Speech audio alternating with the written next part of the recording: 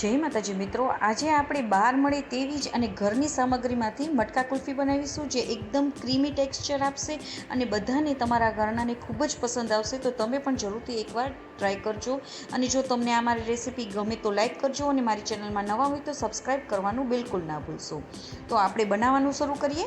તો તેની માટે પહેલાં આપણે પાવડર બનાવી લઈશું. તેની માટે મેં અહીંયા 5 થી 6 ચમચી જેટલી ખાંડ લઈ લીધી છે. સાથે આપણે 10 જેટલા કાજુ અને બદામ લઈ લેવાના છે અને 8 જેટલા પિસ્તા નાખી દઈશું. 3 જેટલી આપણે એલચીને ફોતરા સહિત જ નાખી દેવાની છે અને તેનો આપણે સરસ પાવડર બનાવી લેવાનો છે. તો આપણે આવો પાવડર સરસ રીતે બનાવી લેવાનો છે.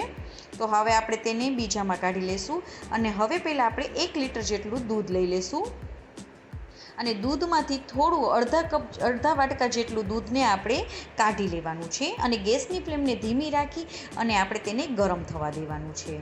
આટલું દૂધ મેં કાઢી લીધું છે.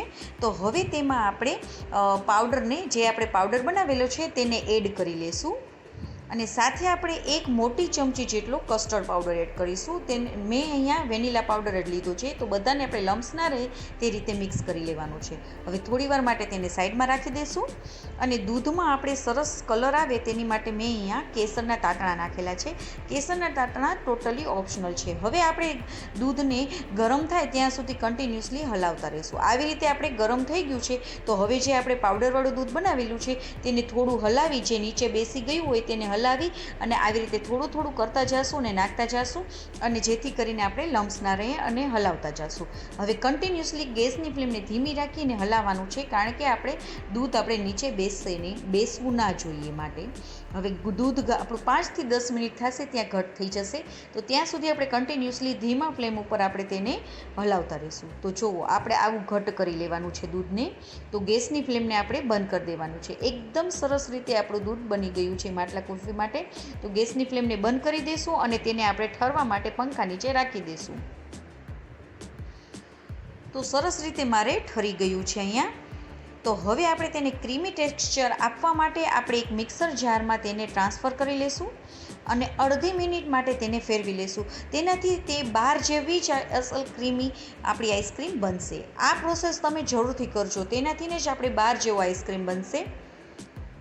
જુઓ, એકદમ સરસ ક્રીમી બની ગયું છે આપણું બેટર. તો હવે તેને મેં અહીંયા એક મટકા કુલ્ફી માટેની માટકું છે અને બીજા મેં અહીંયા માટીના ગ્લાસ લઈ લીધા છે. તો તેમાં આપણે તેને નાખી દઈશું. તો છે ને, એકદમ સરળ રીતે તમારી આ કુલ્ફી બની જશે, મટકા કુલ્ફી બની જશે અને બધાને ખૂબ જ પસંદ આવશે. તો મટકા કુલ્ફીમાં મારે ઢાંકણું આવેલું છે તે જ રાખી દઈશું અને અહીંયા મેં પિસ્તા અને કાજુની કતરણ કરી લીધી છે તે ઉપરથી નાખી દઈશું અને થોડા કેસરના તાંતણા એડ કરી દઈશું. હવે મટકામાં હું અહીંયા ઢાંકણું ફિટ કરી દઈશ અને બીજા આપણા જે માટીના ગ્લાસ છે તેમાં મેં અહીંયા દૂધની કોથળીને સરસ રીતે ધોઈ લીધી હતી.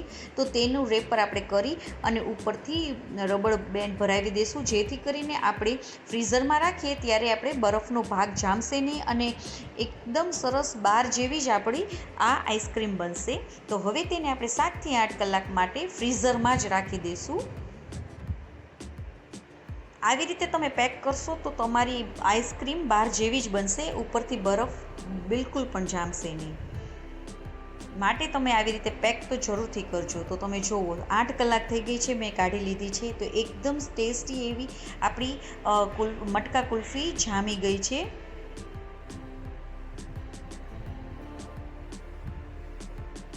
તો એકદમ ટેસ્ટી એવી આપણી મટકા કુલ્ફી રેડી થઈ ગઈ છે, જે એકદમ બહાર જેવી જ બની છે. તો તમે પણ ઘરે જરૂરથી ટ્રાય કરજો અને ફક્ત 10 થી 15 મિનિટમાં તમારે આ બનીને રેડી થઈ જશે અને બધાને ખૂબ જ પસંદ આવશે. અને હા, જો તમને આ મારી રેસીપી ગમી હોય તો લાઈક જરૂરથી કરજો અને સબસ્ક્રાઈબ કરવાનું બિલકુલ ફ્રી છે. તો સબસ્ક્રાઈબ કરવાનું બિલકુલ ના ભૂલશો. જય માતાજી મિત્રો.